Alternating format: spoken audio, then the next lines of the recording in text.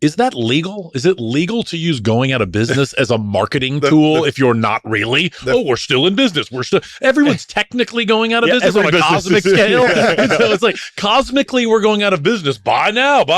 So like when the doctor tells me I'm pre-diabetic. Yes, aren't we all pre-diabetic? Yes. You might be dying. No, I am dying. I am. Diabetes. Yeah, no, I've literally wondered recently, like, is it, like, if that works? It sounds like in the Joanne's case, they were doing sales.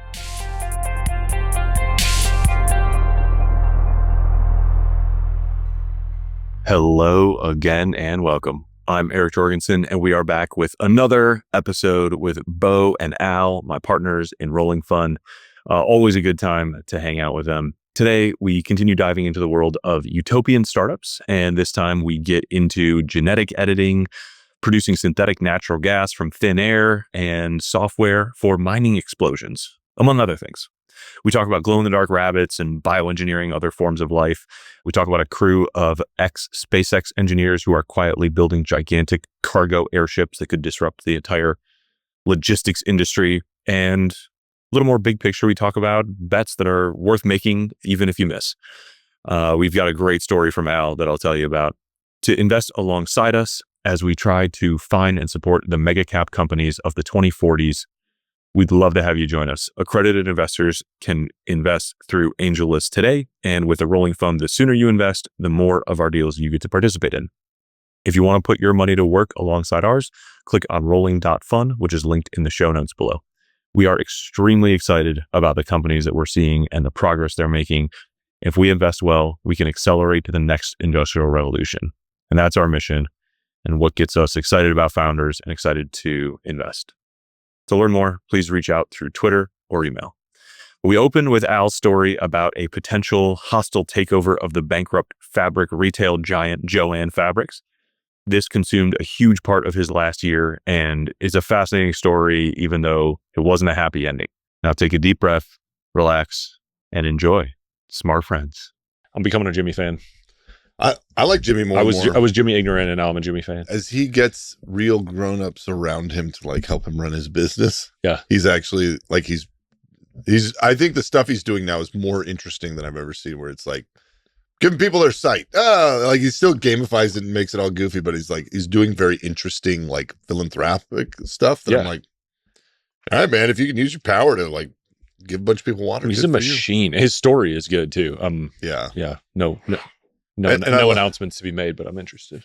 Wait, what? What? I said no. I said no announcements. What announcement would you make? I don't know. Are you going to buy Jimmy? No. I'm going to need a big loan from somebody. A real big loan. $3 billion.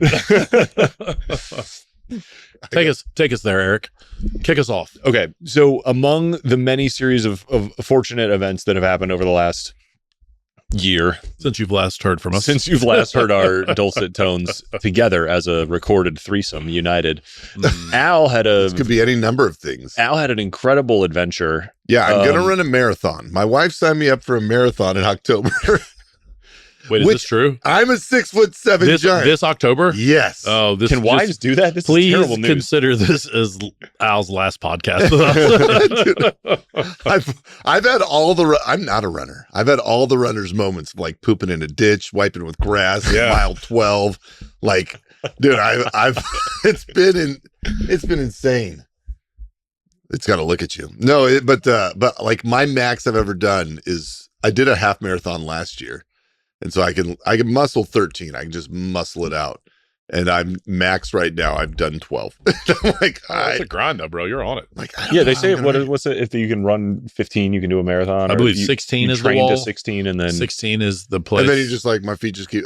Honestly, it's my wife talks about a runner's high. I've never got that. I'm grinding. Like if I do a 3-mile run still today, I'm like, this sucks.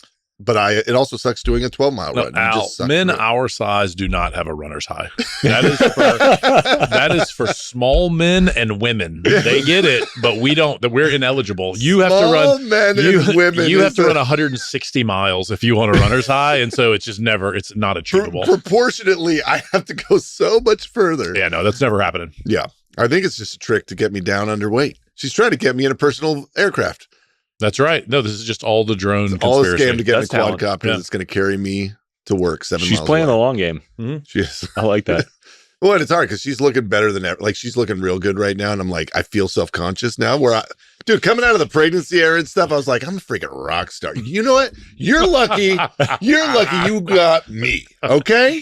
Okay? And now we're at hot Drea era. And I'm like, hold on. The tables have turned. All right, I'm back at the gym. Okay, a little routine. We're just going to do it. I'm trying fruit only till lunchtime. I'm like changing up the breakfast stuff. I don't know what's happening. She comes back and she's like, babe, good news. I signed you up for a marathon. And you're like, what? How am I supposed to read into this situation? Like, what are you trying to tell me? I know how to read it. A man could never. Yeah. A man could never sign his wife up for a marathon. That's the male. When she wasn't even running. That's the male vacuum for Christmas. Congratulations, I got you a marathon. She like, gave me a mini tramp. She absolutely did. Yeah. I came up with a really good thing for us to do together, which is you going and running a marathon. Let's have a little companionship goal for you to go.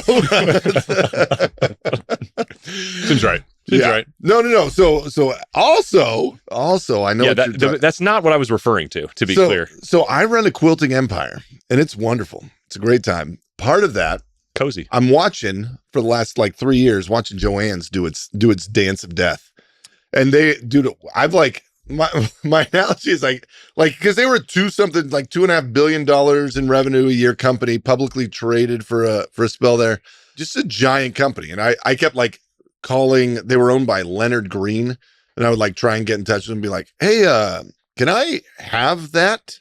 Because you're not making any money, and you're like, the debt started trading down.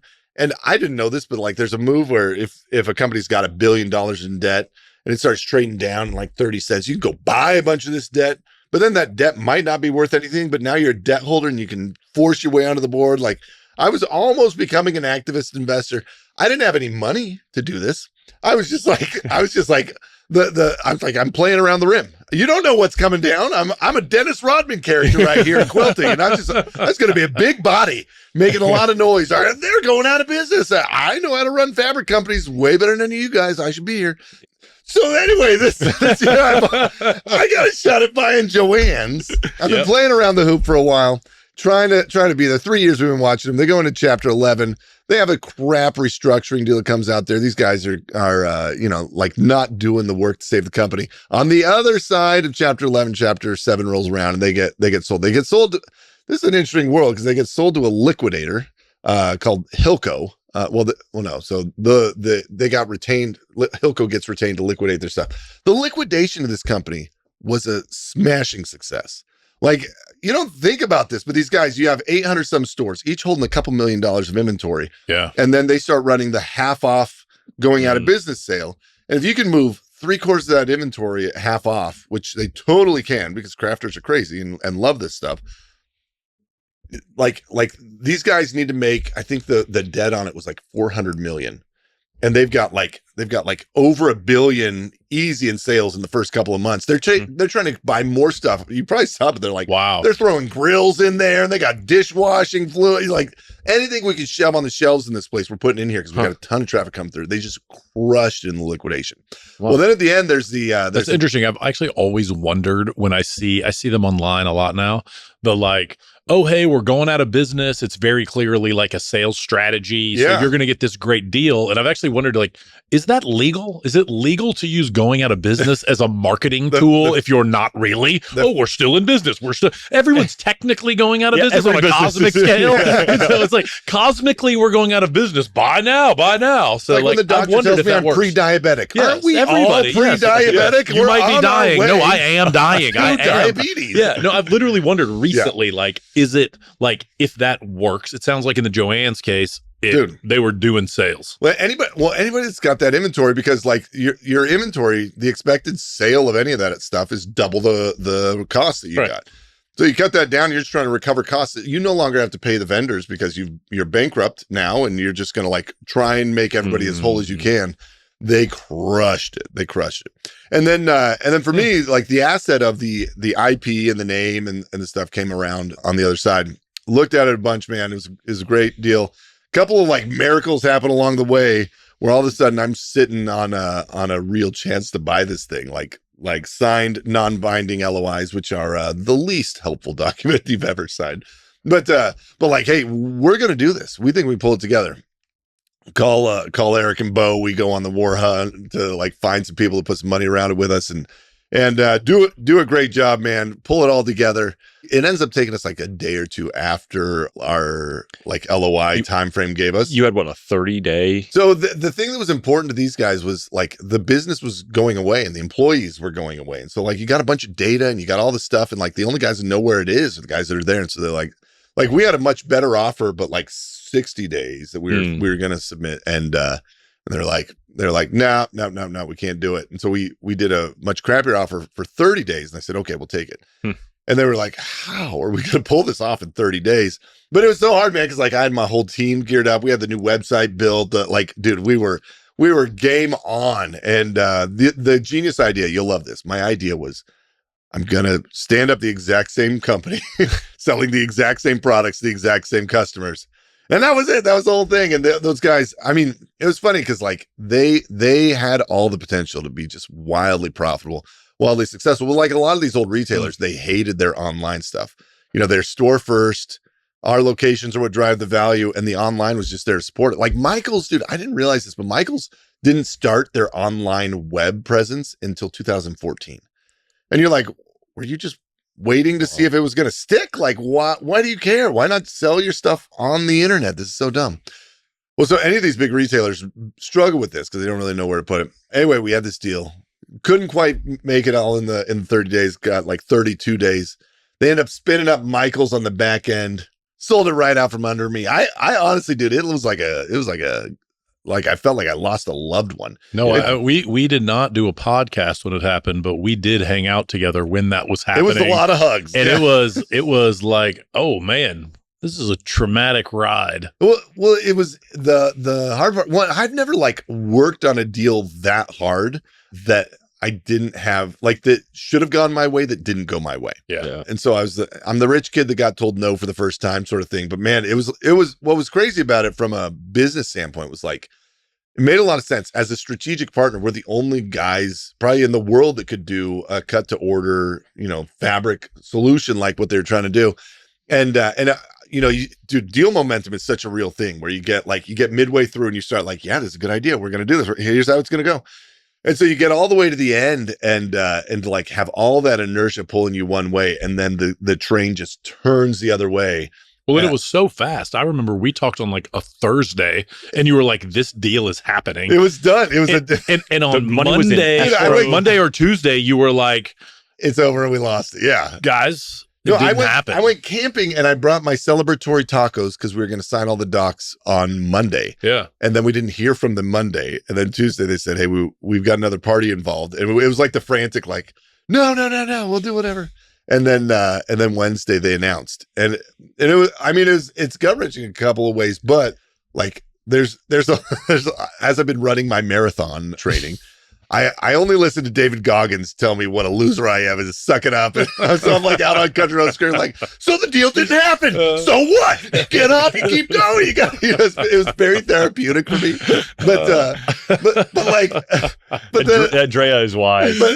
She is. She's like, no, she didn't do this for her. She did this for you, Al. Get me out of the house and get me back out. But what's great, I mean, the positive is like once you go and play in some of those realms, like the fact that I was able to take a real swing at like a publicly traded company that like at the scale they were and find a way to get in there was great. The analogy that I kept leaning into, because it was like I didn't know what to do with myself for a couple of weeks following, but I kept thinking, I was like, man, I want the shot at the end of the game. I like if you're a baller, you want to take the shot at the end of the game. And sometimes that shot goes in and it's the best day ever. And when it doesn't go in. And that's part of the game. But like, you got to take the shot. And for me, I did all the work, everything lined up. I did everything I was supposed to do. And I had the shot at the end of the game. I took it and it was like ringing around the thing. And I was a Kawhi Leonard, but like it didn't go. Totally. Just almost there, then falls out. But like, man, to be okay with that was a muscle that I like hadn't yet built, and like to enthusiastically go from one failure to the next. Yeah, man. It's a muscle that's hard, man. But dude, there is a very real world where I would have been running friggin' Joanne Fabrics out of nowhere. And I still was so excited about the rebrand of Doan's Fabrics. Doan. I was so excited about it. We're so close, dude. Al Doan's Joanne's Fabrics. Yeah, nobody knows how to pronounce it. Is that Doan's? No, it's Doan's. You got to capitalize the A. I had a whole marketing plan for it. I was so excited. You got to know a lot of the history of the fabric industry to get this pun, but it's worth it. Yes. No, it's a real inside joke amongst the insiders, but if you know, you know. Well, it's funny, man, because there's some real ones around you that, like, as soon as you say, like, Eric and Bo, you guys were both ones that, like, as soon as I'm like, hey, I'm trying to do this thing, can you help? And like, people, your tribe sort of rallies around you and goes. And then I called my wealth management guy, and he's like, oh, sorry, I don't know any rich people that would be interested in participating in any kind of deal. That's weird. And I'm like, you guys are a bunch of douches. But like your buddies, man, you got a couple of guys that like when the deal makes sense and everything's there and it should happen, that like we just go to work and make it happen for each other. And it's such a great feeling of that community of the tribe, dude. We were on the phone. Yeah, I think at your baby shower, I was like I met a buddy. Yes. We almost closed it. We're like, yes, this gonna okay. Now I'm gonna intro you to these guys. Dude, like that whole period is I was like 20 hours a week working for a speculative deal for a company that I didn't even work at. I was like, this isn't to buy a bankrupt thing. Like, it was wild. This could be a massive inflection point in Al's like business and life to like get this deal closed. And like, if I burn 80 hours, like going to bat for him with everybody that I know that might be interested. And when it's like an amazing deal, like I think it could have been an unprecedented, like unbelievably good deal. In the Mormon religious tradition, we've got this story of like the brother of Jared, and this story, he's like sailing across the sea, and God tells him to build these boats that are like fully enclosed submarines, essentially. And he goes to God with two problems. He's like, so how do I get air in there? And he's like, cut a hole. And if you open it and water comes in, put the hole back. And like, he's like, all right, and what about light? And God says, go figure out the light thing. You tell me what you want me to do. And he comes back with like 16 stones. And he's like, God, can you touch my stones? And they'll glow all the way there. And so like the story is like in my head, because I'm like, man, what a stupid idea. This brother of Jared had to feel like such an idiot. We're like, God could show him a potato with two wires that lights the light bulb. He's like, can you make my rocks glowy? And I came out of this conviction that I'm like, we're in the space of abundance. We're supposed to be doing great stuff and like aggressively doing amazing things up here. I'm investing in towns that I'm never going to get a return on. I'll never be able to sell friggin' downtown Hamilton for anything. But like, I'm building these things and these monuments to community and stuff that I just want the world to be a better place. So I'm like, I have conviction that like the space of abundance is supposed to be a thing. And I'm sorry, God, but my best idea is fabric. Can you make this rock glowy for me? Yeah, exactly right. You can show, I should be doing Facebook version 2. I should be inventing, like, why aren't we AI researchers making $250 million a year? Instead, we're gutting it out on fabric, and here we are. But no, it was like a great soul searching moment. Like, dude, honestly, almost like, I'm not even kidding. Like a hour or two difference in something would have changed everything. Yeah, when we talked right after, I feel like you said you dove for home like 2 steps too early. That's what it felt like. And right? I was wondering if you like learned anything about like the deal, the process, the like what is there anything that you actually do differently? When you hear about like when a husband and wife, like if they have a kid and the kid dies, like a lot of those end in divorce because the immediate thought is I want to blame somebody for this tragedy. Yeah. And me and my leadership team, I kind of had this moment where I was like, oh, my instinct is to say, you should have got on a plane and we should, you tried to play hardball with them. You should have we should have done but really, dude, we did everything right. We did everything right and it didn't fall our way. And that's why like the basketball analogy really sits with me because like you what did you do? What would you do different to make that shot next time? It's like, dude, nothing. I take the shot. I was aiming for the hoop. I wanted it to go in also. Yeah. And there's no for us there was no big missteps. Dude, we had a couple like big challenges that got thrown in our way with some crappy funding partners that like did some stuff and things blew up, but like we mitigated, we fixed, we marched on and like found crazy like last minute solutions that pull this stuff together and let us all do it. And we're dude had a great look. Yep. Took a great shot. And so like from the instinct to blame was so jarring to me though, because like I hadn't been in that spot very often where like somebody screwed something up because this should have happened. Yeah. And letting that go and not needing to like have that be a thing, I think was a big deal for me and my leadership team, as we were like talking through it, because instead we got to be like, oh, like we're not going to see a next one. There's not another Correct. $2 billion fabric company that's even out there. And so like we never get a shot at that scale and that opportunity again, which is a huge bummer. But like we did it right. We played as good of a game as the cute little quilt shop in Northwest Missouri could possibly play. Yep. And so like the business lessons were all entirely like, yeah, man, like I can't think of a single hard left turn that life's given me in the past that I would look back on now and say, it really screwed me. You know, and so like that's my big lesson. It's like, even in the moment where I look at this and I'm like, this was supposed to be, the story, it was going to be dude, I had the PowerPoint deck. It was going to be a great presentation. I'll bet. I was going to give it to everybody, just be like, and if you just believe, and if you really are committed, great things happen, and you can do anything. If you believe it, if you dream it, you too can own Joanne Fabrics. That's right. Yeah. And now I've got the story of like, amazing opportunity opened up. Incredible thing happened. And then the putt didn't drop. Yep. And like, there's a lesson in there too.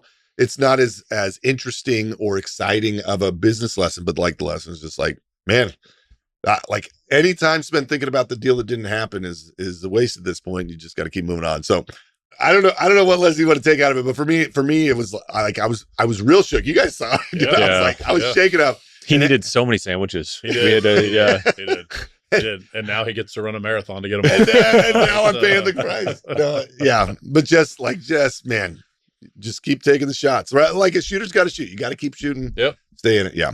Yep. Something in there. We're in a basketball facility. That's true. I'm thinking about it. I don't know. Well, dude, yeah. I'm going to be the guy that's like, I invented Napster. You just don't know it. They screwed me. I'm telling this story. You mean Spotify? No, Napster. We tell this story in college. Oh, you kids, you wouldn't know me. I was going to be a millionaire. Yeah. I hear Sean Parker is actually doing okay. He's pulled out. Yeah, that's fine. Yep. Worked out. He took that second shot.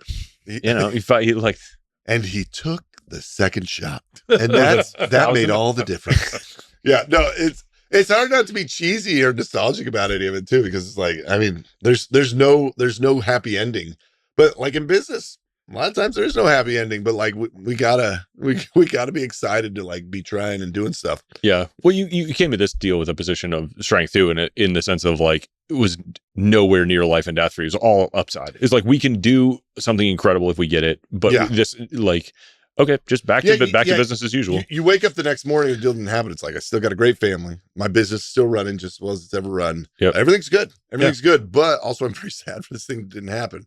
It's funny too, man. You get like diving into some of this stuff coming from the venture world, where you're like, hey, I can go and create all this opportunity to do this thing.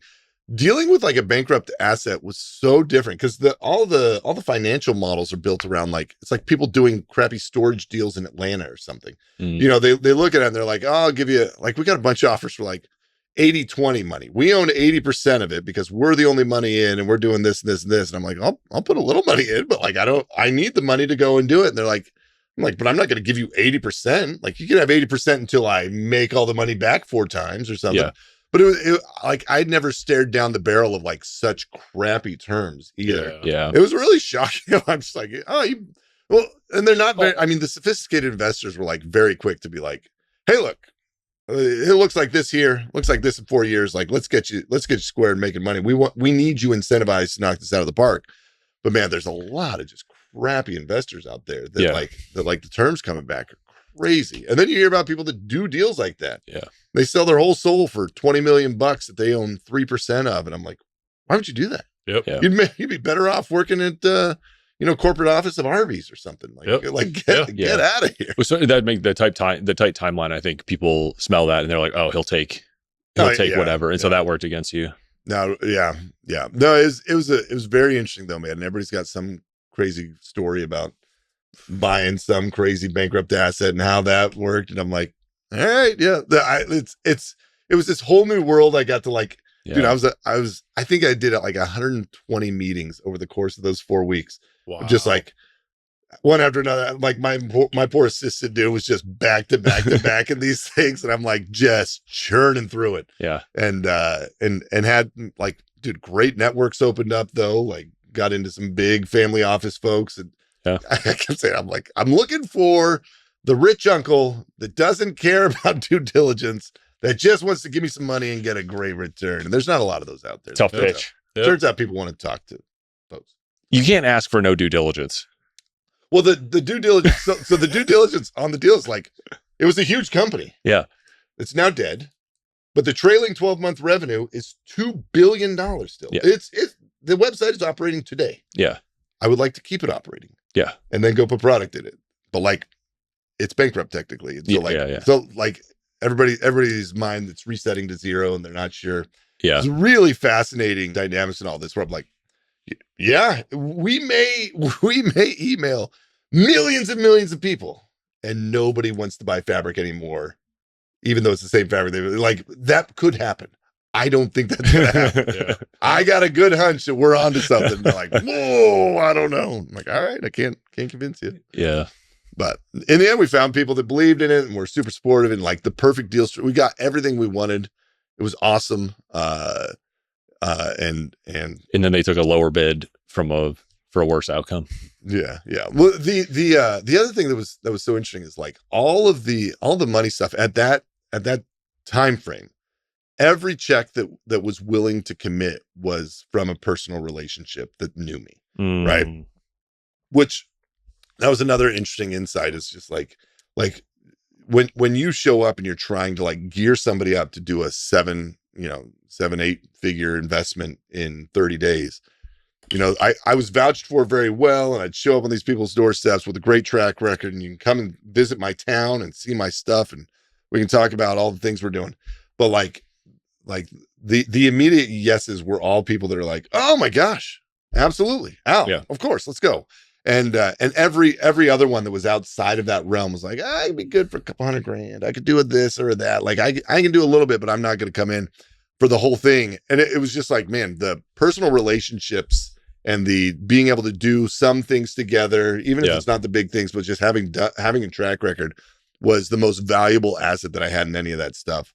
Which again was like in my mind, when you go out and like raise money, it's easy to sort of, I don't know, apologize for yourself, right? Where like I'll go raise and I'm like, well, the pitch, like not this business, but like other startups I've done and stuff, I'll be like, well, the idea is incredible and I'm incredible and everything's incredible and they didn't give me money. So obviously they, like you start playing this game and I'm always like, man, I'm glad I don't have like, I'm a successful white guy, middle-aged man. Like I have nothing that I could attribute, any discrimination to. And so I just have to own, like, I don't know why they're not buying in, but like, I don't have those personal relationships that make that go really easily. And it gives me a lot of empathy for people that are like, if you're a first-time founder coming into this, you're like, well, they hate me because I'm short. They hate me because I'm this or I'm that, or like they don't invest in these kind of things. Too young, I'm too old, I'm doing whatever it is. It's like, no, man, it's a no, it's an automatic no until they have some reason to like know you somehow, want to be in business with you, something, and it's hard to do. Yep. Anyway, there's a long story I'm telling about Joann's. I don't know if we were trying to go that far, but no, that was great fun. I think it was a really fun thing to like get a front seat to, and just super interesting. Yeah. Like the fog around how those deals work and the multi-year process of it, even getting into that position and like you being in that position and having a shot at it. Like, it was just very interesting. And now Michael's bottom button.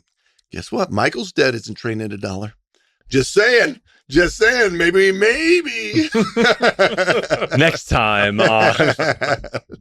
Those guys got $1 billion on their books and Apollo's not happy with that deal. I guarantee it. Yeah. Bought those dudes at the peak of COVID. Could you imagine buying an e-com company, taking them private at the peak of COVID? Not pretty. Nope. Not pretty. Nope. It seems like a predictable mistake. What's crazy too is like in the crafting space, it's a $35 billion space, almost as big as youth sports.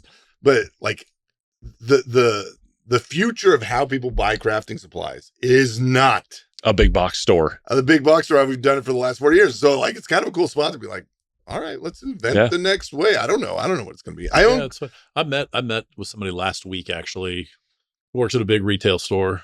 And when they told me that 89% of all of their sales are in the store, and 11% is online.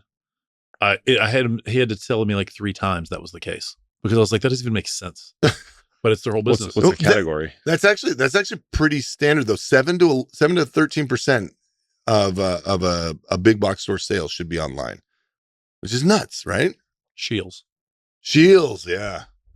Yeah. That makes sense though. But like, why? You guys should be crushing it online. Yeah. I mean, it's a fun store to go to. Well, that's why it works. Yeah. But got a Ferris wheel in that store. Yep. No, it's guns. It's funny. It's an amazing store. It's an amazing super store. Fun. Culture is great. But that's even in that. Yeah. If you would have told me it was 50-50, I would have been like, that makes a lot of sense. If you would have told me it was Missouri Star quilt style, and actually like the big secret is 90% of sales are online, but 10% is in store. But the reason that people buy online is because the stores, I would have believed all of those things. Yeah. 90-10 in person. I was like, wow, like there's a lot of industry that is like that still. It's the PE angle is like, there's a bunch of these, if it's under 7% penetration online, they're like, we should buy these guys and roll them up and do a thing. But it's like surprisingly low e-com penetration. That's when COVID, it shot up to like 25-30%. They're like, we've made 20 years of e-com progress in the last 2 years. And then it all drops back to these normal levels. Yep. A lot of people still like to go in and shop, which I like. Yeah, I don't know. But here's the thing I know. Activating a customer is hard. And so in like the crafting space, like these Joann's customers, dude, billions of dollars, that doesn't just flow into all your local quilt shops now. Like everybody doesn't just get that money because these customers are so emphatic about going to buy this thing today. No, they're getting activated by a big marketing engine that works really hard to get their money. Most of that stuff is just going to go away. The industry is now smaller because these guys went out. New customers are going to be harder to get. Like it's actually a very net negative for the whole space. And like, you know, who's going to come up and take that? I don't know. I don't know what's going to happen, but activating a customer is friggin' tough. Are you running a strategy around like lost and wandering Joann's customers? A little bit. Like we saw some of this during COVID when all the Joann stores shut down. Yeah. And people went online looking for stuff. There's like a little bump that happens. And so like we own there's the long tail stuff like we're doing great on. And actually, I mean, good tailwinds right now as the glut of inventory that got liquidated starts to get used up and people still are like, all right, I'll go Google a thing. But for the most part, you know, most of Joann's was not quilting. And so it was like these other categories I was excited to move into. But the wandering customer, for the most part, they just can't find anything. Yeah. And then we can't really advertise to hey, Joann's. Like there's not a classy way of being like, hey, your friend died, but I'm a good date. You know, and so finding a classy way of like inserting yourself into those DMs has not been apparent to me. Yeah. We can brainstorm it. Sorry, your boyfriend got married to someone else. But yeah. Sorry, Joanna's with Michael now, and but we've been thinking about you a lot. but we're still.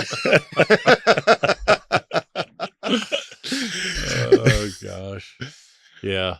All right, so that concludes the private equity portion of the Venture Capital podcast. Right. There you go. You know, that's not what I think. I think the thing that's interesting to me in listening about that, even though we kind of like live through it tangentially through you, is like we're like real operators. Yeah. Right. Like the people who are building, like we're not private equity people. We're not bankruptcy people. We're like barely around venture capital people. We're like operators of business on the one hand who are really, really interested in like what is possible with technology on the other hand. And that is like a hard stuff to get your head around as an operator. Like you do it all right and it doesn't work, but it's just like the realities of capitalism actually is what it is. Right. And so like, I don't know, that is one of those, like, as I was listening to that, it was like, I feel like we have a unique amount of empathy for founders no matter what. Yeah. Because like they're trying really hard. The shit is hard. You have technology risk, you have market risk, you have timing risk, you have all of these little things or whatever. And like That's like roughly where we live in real life. Yeah. And then we get to do a cool thing, which is back other people who are kind of trying to do that. So yeah, that is the 40 to 100 hours a week. We actually are like running businesses, and 1 to 15 hours a week, depending on the week, we are having some fun with other people's businesses and helping them find some capital. Yeah. Well, I feel like most of the time when you forward around an investor update, Eric, it's either like these guys are crushing it or startups are actually really hard. Startups are hard. And that's all I'm going to say is startups are friggin' hard. Yeah. Well, I mean, the binary, it kind of like we feel at least a certain amount of greatness about every company we invest in. And then they just startups are hard until they're crushing. There's a lot of these, like, it's just hard. Grind it out. It's grind. You don't know, and we don't know. And maybe we'll die, but we're working on it and we're going to come up. Hey, we figured it out. And now we're off to the races. Yeah. But yeah, dude. Capitalism, an unforgiving mistress. it is. Well, and there's a lot of things that founders, like especially younger founders, need to know and learn that is very hard to learn from a professional venture investor that, like, all of us are dealing with every day on some level. Like, I know you were working through a bunch of that with Ross, like just managing a team and finding the right people and building a culture that like some people are doing that for the first time, even if they're incredibly accomplished in their field, they haven't like led a company before. Yeah. Well, yeah. And the phone calls from like, because a lot of the checks we write in are like buddies that we're helping figure it out. And so we get to be in that peer or friend column often, which is fun. And the calls are like, dude, I'm 20 hours a day in here and I got people clocking out at 5 o'clock. And I was like, yeah, you kind of only paid them till 5 o'clock. That sucks. And I know that feeling because it's a mission and you're building a mission and a vision. And like, you think you give them equity and that's going to make them motivated to be there. And it doesn't. Sometimes it does. It doesn't though. And like, here's some stuff to think about and here's how to pick yourself up. And, I remember we got on the phone with one company and Bo was walking them through like the fundraising stuff. It was one of those where like, I felt like I got a hug through. I was like, oh yeah, man.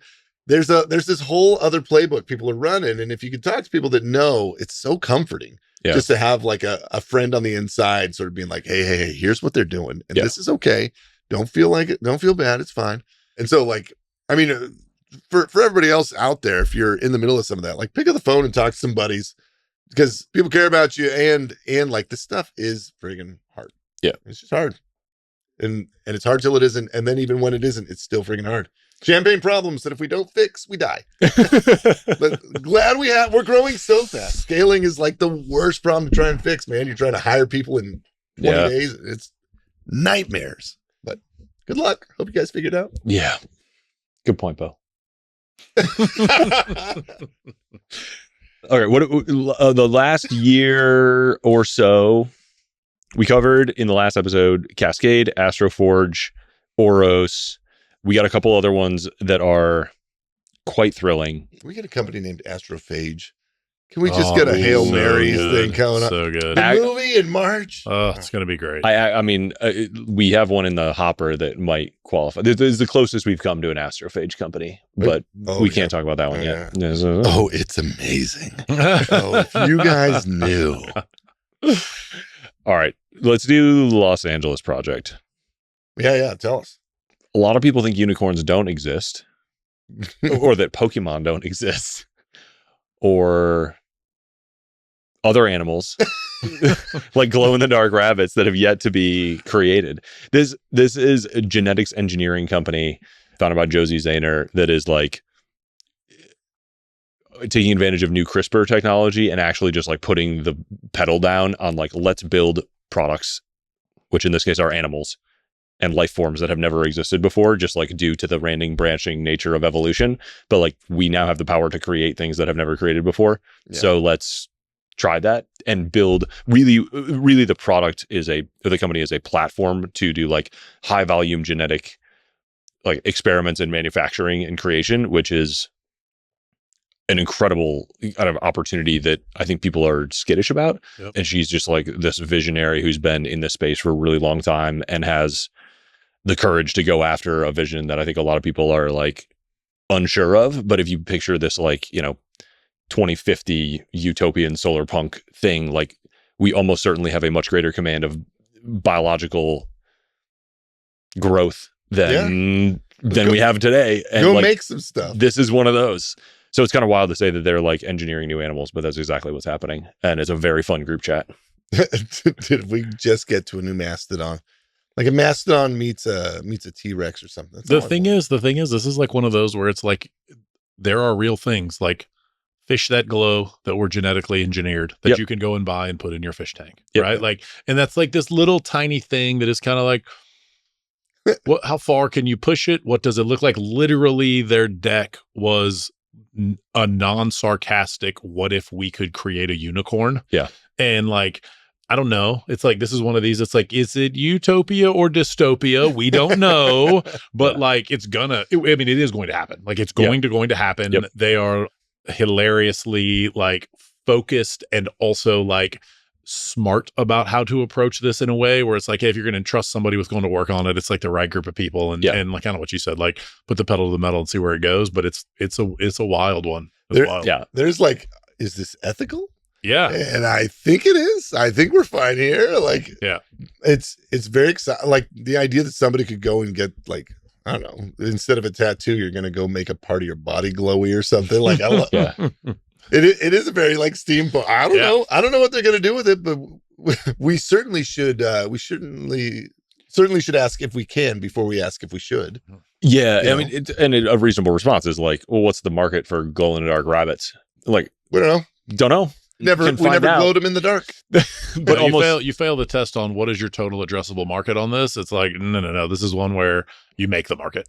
Yeah. Right? You make the market. And it's difficult to predict like the adjacent local maxima that you can reach from climbing these first hills of like, oh, we made glow in the dark rabbits and like nobody really needed them, but we figured out how to like engineer and inject thousands of embryos in a platform that is like automatically identifying and iterating and improving. And it turns out that we can engineer like animals that are disease resistant, and that market opens up. Now we made a 3 extra large rabbit that replaces a lot of chickens with the meat. Yeah. The meat supply is here and they grow more efficiently and they do this thing. And we didn't know, but now Tyson Foods is going to buy, it's like, oh, good. Way to go. It's just one of those like incredible technologists and visionary and scientists like working on something that we have not found anybody else working on. And it's going to be a cool and crazy ride.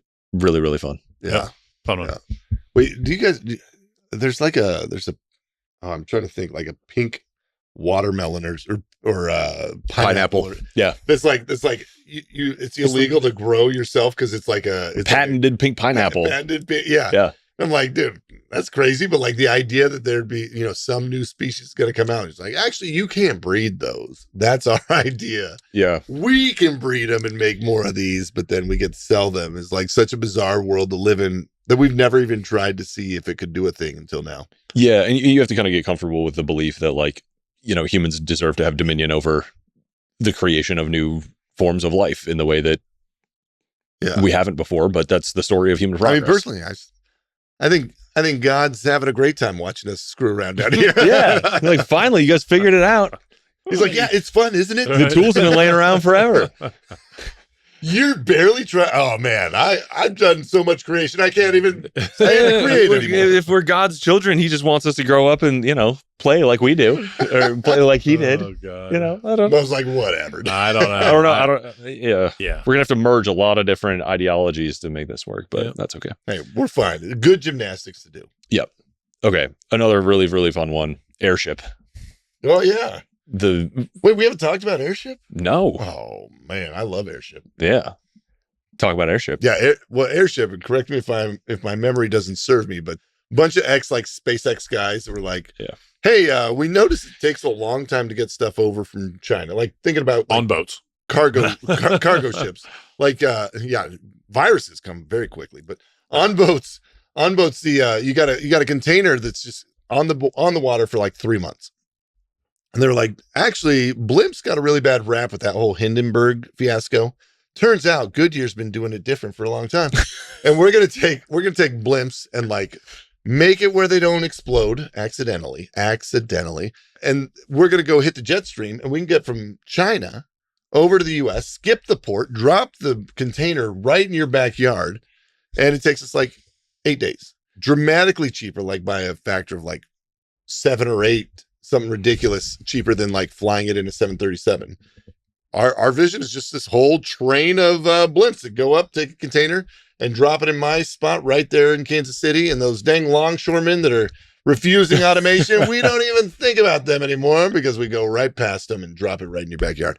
Which I'm like, that's freaking awesome. Yeah, that's so great. Is that roughly the correct representation of? Yeah, former SpaceX guys building rigid airships with a bunch of like new materials and incredible techniques that didn't exist, 20 years ago, or even 20 years ago, doing point-to-point air freight for shipping containers. Nobody's trying to, like, we haven't innovated in the airship blimp space unless I know X years, man. It's a lot of years. It's incredible. I don't remember when the Hindenburg happened. I was going to say 100, but I don't know if that's right. It's been a long time. I think it's probably the right order of magnitude. What if it could do this? There's only like a handful of active blimps and airships in the world, like sub 10, I think. And they're mainly for the Indy 500. Yeah, that's right. There's a tourist one in Europe somewhere. But yeah, it's a very, if you've imagined like what does a blimp or a rigid airship look like if SpaceX builds it, and it's gigantic and it's got sky cranes and point-to-point air freight is a huge unlock. And if you can match the timing of air freight, which actually you imagine just the flight from like port to port of being, 12 hours, like, oh, air freight's fast, but actually it takes days to make it through all of the checks, all the logistics, all the different freight forwarders and transitions. So if you have one vertical operator that goes, point to point with a proprietary technology that's built this fleet of airships, it's and like the jet streams move most of it. Like you have a little motor scoot along, but like if you get the right, super efficient. That's the thing that I remember is like payload solving for giant payloads, and then if it was one was speed and the other was like ridiculously efficient compared to like powering a gigantic 767 or whatever it is they fly, and it's like just kind of elegantly floats from one place. Earth has highways. Yeah. It sounds relaxing. It does. Yeah. So I'm like super excited about that. That's one of those like companies of potentially like completely singular capability. Like if they have a 10-year head start on engineering rigid airships that nobody else is even thinking about right now, with unique economics, and the fact that like who's running around thinking about just disintermediating the entire existing freight supply chain and being their own provider with a totally new mode of transport that most people think are just like the very hard regulatory challenges, technological challenges, like hard. And if you can pull it off, kind of transformational. And that's awesome. Yeah. This is actually one of those that I think like everything, a lot of these kind of companies live, whether directly or not, under the shade of SpaceX in a good way of like, if SpaceX hadn't done what they did, and Tesla to some extent, and like shown the way of like what this engineering culture looks like and how these big material like hard atom projects are happening. Like you can check everything and like, it's not as crazy as rockets to outer space. I'm not inventing rocket travel. It's just a blimp. It's like, oh yeah, you're way less crazy than that thing that's already being successful. We'll stay here. So culturally, and like the tools and the people and and showing that there is capital available for these kind of things, like it's just changed how a lot of people think in amazing ways, which is very exciting. So love Airship. I expect them to be kind of just quietly working away for a while, but I think that they've got like little scale stuff that's moving around, but I mean, don't we all? Again, we all have scale. Maybe we just need big ones. Maybe the blimp can get Al off the ground. Maybe if it's doing cargo ships, personal travel into Hamilton. It is no longer a quadcopter to carry Al's big ass. It is a blimp, an elegant, slow moving sky crane. They'll zip line me down. Right? He's got a harness. You've seen the Walmart like zip line delivery drones. Yeah, it's the blimp that just zip lines me into the office and then waits for me. It darkens the whole city. It's like, it's a little Joker-esque Batman moment. Like, I love this. It's the only way to travel, people. Hell yeah. Paint your face on the front of it. Give the blimp a beard. You'd sell marketing and sponsorship of it, right? Like you get a listen, we cut out the sun for an entire 6 hours every day in your town. You really should pay us to be on this blimp. Or to move it. We'll take money for you. We're getting a lot of eyeballs on this blimp. Yeah. All right, that's Airship was Q3 2024. Good job, team. Go team. That's crazy. In my mind, we invested in that company like 4 years ago, dude. That's crazy. We got to do these podcasts more often, Eric. Yeah. I'm trying, Jennifer. Yeah. It's good. It's good. Okay. Yeah. It does feel like a long time ago. What else did we do? What other things have we done? Well, also that quarter was Terraform Industries. Oh, which is it's a fun little so awesome moment. Yeah. So fun. Tell them what Terraform does. Terraform is headed up by the inimitable Casey Handmer, which if you have not read his blog, go do it. A lot of alpha on that blog. He's the last name Hammer? Handmer. But we should rebrand that. Oh, yeah. I know a guy named Troy Doom. And I'm like, bro, if I had that name, I could sell so much fabric. I would have murdered somebody. Casey Hammer. He's just go with it. Just accept it. Yeah. Anyway, Handmer. Oh, what a loser name. I'm just kidding. We've got he's an Australian certified super genius, multiple degrees. Certified in that. Yeah, in Australia you can. Oh, they're certifying anybody these days. When I was a super genius, it was a whole thing. They got a whole different system over there. And worked at NASA, PhD from, I want to say Berkeley in, I think, applied math. Like a young Mark Rober. Just, he's like a nerdy, energy-focused Mark Rober. I mean, I know Mark Rober's nerdy, but like... no, he's not. Mark Rober's a YouTuber. Yeah. This guy's building real stuff. Building, like, very real stuff. So the insight behind this company is basically that solar photovoltaic energy generation has been on this, like, exponential cost decline. And it's every year people like predict that solar installation is going to level off, and every year they blow through it again on an exponential.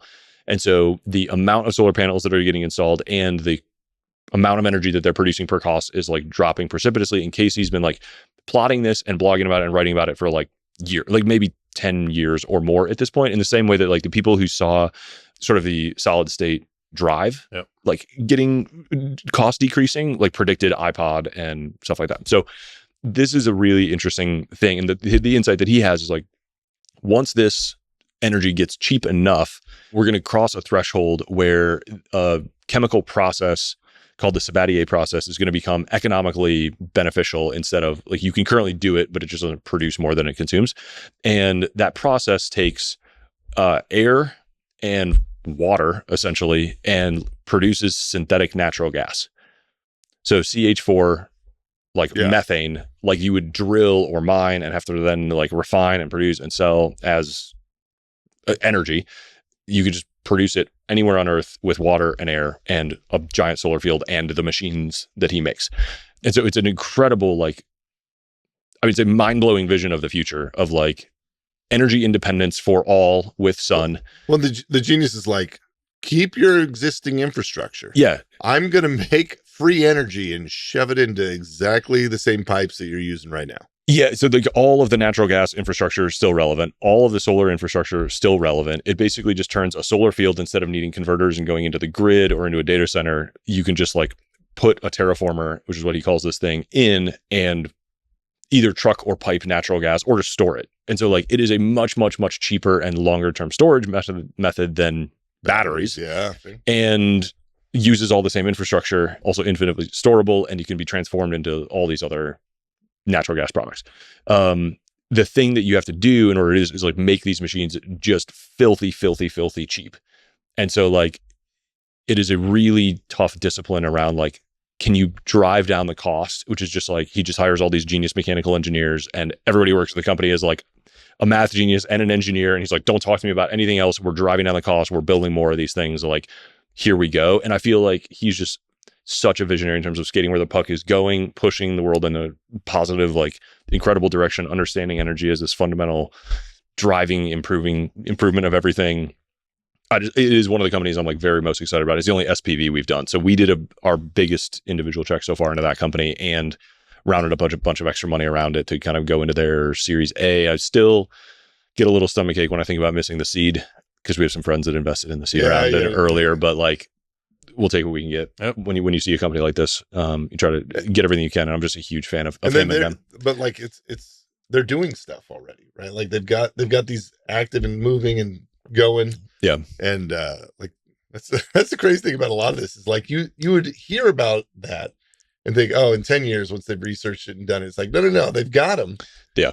They want them cheaper. No, and they've got real people involved at every side, investors on the team. Like it's a big one. I mean, it's a big one. Yeah. It's funny, man. When you think about free energy, a lot of times we like, our brain immediately goes like one or two very predictable spots. We're like, oh, we need, what was that LK, like the LK99, the superconductor. Like, if we get that, that's magic. Or like nuclear energy, we're not thinking about like, oh, what if we could just make gas for free out of the air? Yeah. And it's like, oh, well, that'd be great too. That'd solve a lot of problems for a lot of people. That'd be awesome, or what if, but like the idea of, set this next to the ocean, you pull some water in, ooh, and now energy, and it just goes forever. You're just solar farming energy. It's instead of doing anything else, you're just putting the energy right out there in a way that we can already use it. Like, I mean, could be the most revolutionary thing that ever happens, and it's just natural gas getting free. Yeah, it's another one that like probably nobody outside the energy industry will know or care about. It'll just be kind of like, oh, wow, life is better now. Over 20 decades or 20 years, the next 20 years of them like kind of scaling up and producing more. And this AI data center doesn't have a power bill anymore. That's crazy. Yeah. That was very glad we did that. Good one and good job. So the SPV, like it just went out to our LPs initially, and a lot of people excited about it. Also, it's a good on you for writing in your checks, people. Yeah, well, we'll try to not. SPVs are kind of a runaround, and so we only do them when they're like really special. Like, you don't want to commit and then have like not have your people like respond to it. And so that's where it's a little bit of a gamble of like, maybe they've got plenty of exposure already. We don't know if people want a bunch more, but we love this so much. We want to try, and we're going to take a chunk of this and see if we can do it. Yeah, it's a ton more like individual meetings and pitches and things. But when we feel like we've got something really unique, once a year, we'll go do that. But it always goes out to LPs first, and if they fill the allocation, they fill the allocation. But we do a fair number of like people in family offices who are like, I kind of like putz along and then like look for a place to pile a big amount of chips. And so like you help us kind of trace lines and see like where it's worth making a much bigger bet. And so we try to like shine a light when we got one of those. It's so cool. Yeah. Awesome. Yeah. And I'm very excited to be a part of that Terraform one. Okay. We did another small follow-on check into Omella. Omella's great. Which they're just marching along, like building. That company is you go to school and your kids are all going on a field trip and they need $10 from every kid. Either the teacher is running a Venmo shenanigan and trying to like remember who paid and who didn't, or you just use Omella and say, here's all the 20 kids. It sends the reminders. It gets the Venmo payment from them, and then it's done. And like teachers love it. People, it's mainly like school and baseball teams and stuff like that. Yep. They're collecting from big groups, but it solves such a big problem that like nobody that's not running that realizes it's a problem, but the person running it with their like yellow legal pad trying to check stuff off and forgetting to check one and chasing down a guy that thought they already paid him, but they're not sure. It's just such a mess. Well, cash boxes. And like the bet from the beginning here is that like Brett Koff is just an incredible like customer development person. And so he'll just like talks to the customer. All he does is talk to his customers, which are like high school coaches, teachers, administrators, or club organizers. Like, what do you need? Where are we serving your needs? Where are we not? What's frustrating? What's hard about collecting money? What can we build for you? And so they've grown from the kind of like just, field trips or whatever. And now it started including point of sale and card readers. And so now they're doing like concessions and they're doing, dances. And so like, it's really cool. Like they're like an entire solution for schools as in general to collect money. And so it is a really like, it's such a lumpy. Right. Dude, that's what I was going to say. There's like up and to the right, up and to the right, up and to the right, up and to the right. Every time they send an update, it's like, hey, we said all the things we were going to do, and then we did all the things we said we were going to say, and then they do it again. They're just machines. It's easy to fall in love with them, man. Execution machines. We did everything we told you. Yeah. And like, they're just through basic block and tackle, listen to the customers, do the work. I mean, they're 5 years into this now, I think maybe more, starting from the beginning and just listening and building, listening and building. Bottom? Now they're here. Yeah. So yeah, Q2 just did another small check there. We invested in Triple Blind that not right after, but like a couple months after we invested, ended up kind of doing cellular mitosis into two different companies, which is interesting. Way of handling it. They're like, now you own a bit of both companies. But now we all need more money. Yeah. Like, all right, I like this. Yeah, it was cool. I mean, we invested in a pre-seed, and then there's suddenly two companies that went off and raised separate seeds to go after like different visions with different customers. And one of them is like triple blind, which is the technology to of like personal or private. Two parties don't ever have to disclose themselves to each other.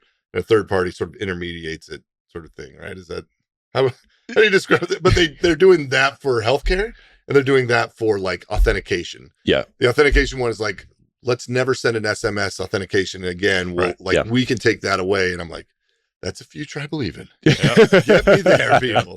And then the other one is like, hey, you have a disease. HIPAA laws say you can't just, we can't market that anywhere. But now you have a disease and this person has a trial drug that's going to fix it. And like, you guys never been able to find each other until now. Yeah. These can be anonymized completely, negotiated, and then resulted in that whole flow. And like, that's a cool future also. Yeah, it's a really, really cool one. iDeem is the seamless two-factor auth company, and Toby Rush has been on the podcast separately, kind of like telling that story, and that's a interesting one. Very like international finance apps like are the customers there, and Selfie is the brand of the healthcare thing, which are already DOS, right? And DOS became CTO there, and they have. I mean, they really put the pieces of a behemoth together. I think because healthcare software is. I mean, you worked in healthcare software for a long time. It's brutal. It's a tough market. But I think they got a shot and a really cool vision, and they're starting already to come make some of those like life-saving connections that have been just like illegal functionally to make, even though all the data exists and everybody wants that outcome. I feel like there's been a bunch of people that are like, we're going to solve that have almost made a run at it. But like you always either the patients need to go and register at another place, which they just don't reliably do, or something. But like the fact that all that can exist in the infrastructure that's there right now, maybe. It's hard for so many reasons, but I mean, I think Daw's last update was like, we saved the life of someone who had the same condition that my father died from, who wouldn't have died if that was a cool one. If like this technology existed, which is like, what he dedicated his life to solving, which is just an incredible story and mission. And, the company's still young. I think there's so much more they can do. Rapid fire. We got to get Bo out of here. What do we got? Oh God, yeah, we do. All right, we got two more. You want to do Tideway? Tideway, the genius behind. So these guys are just these scrappers up in Detroit that are their big idea is they can build like warehouse automation robots dirt cheap. Like an ARAS system for 20,000 SKUs is going to cost you like $7 million. What's ARAS? I'm sorry. ARAS is an auto retrieve, auto store. So like in a warehouse, if you're in Amazon, you have, instead of having your person walk up and down the aisles, you stand in one spot and the warehouse brings stuff to you. It's an automatic store, automatic retrieve. And so you scan your pick order. It's like, here's all the stuff you're going to need. And you're just taking it out of the bin and putting it in the order, and it's queuing it all up behind you. These guys are like, this actually isn't that hard, but all the companies that provide it are these big giant companies that do this stuff, and robotics has gotten cheaper and cheaper and cheaper. And the big incumbents aren't incentivized to drive that price down because most of their value isn't just the robot. It's this idea of the solution. We're going to solve your problem for you, take as much money as we can. These guys are like, we can do it for like a tenth the price. No, really, we can do it for a tenth the price. And it doesn't look the same, but like functionally it will do the same work. And that's what we care about. And so there are these smaller like warehouse robotic units that would go onto a pallet racking that would move stuff around in that space. And so, normally with a big investment like that in a warehouse, you're looking at like $7 million. All right, I got to replace this many employees over this much time before I get an ROI. These guys are coming and being like, hey, what if we did this and automated this tiny section? It's going to be like $16,000. And you're like, yeah, I'd absolutely do that. And so their market is like any warehouse that's not Amazon, that isn't like fully roboticized, has a desire to be more automated, and incremental automation and stuff is a big deal. And so that's the big pipe dream with these guys is if they can pull this off and start manufacturing this in an interesting way, it goes in every warehouse. Every 3PL should be using many different instances of these guys. That was the exciting part. It's a cool market. And like there's a lot of warehouses that aren't Amazon, and you're not going to get a small business running a fulfillment center like yours to pony up $5 million on a full. But it's funny, man. Like my long game on this is like, I think stuff gets pretty close to free to deliver in the next decade. You know, even to the last mile, and to do that, you've got to have a lot of automated moving parts that solve this. You want to place an order for, you know, your Q-tips at whatever. Well, that should go on to a thing that moves it here, that moves it there. No human should have to touch this, but there's a lot of like micro automations that need to exist for that to go. So you're getting stuff delivered for 50 cents instead of $5. And when we try and envision like what pieces need to exist for that to work, something like this is part of it, I think. Yeah. Yeah. I think there's a lot of robots to build between manufacturing and creation. Thanks, Eric. Cheers, Al. All right. I needed it. All right, last one, and then we're all caught up. All right, what do we got? After a long break? Watoga. These guys, the Canadian mining prodigy software geniuses, met through Twitter. Really smart, interesting dudes who are like coming out of Canada's top mining school, which is one of the top mining schools in the world. Everybody talks about that top mining school in Canada. I mean, we were pissed when we didn't get in. We had to go to where did I go? Hawaii? Like an idiot. Those guys went to the top mining school. Anybody who didn't go to college in Hawaii, I feel like is missing out. You definitely got that one right.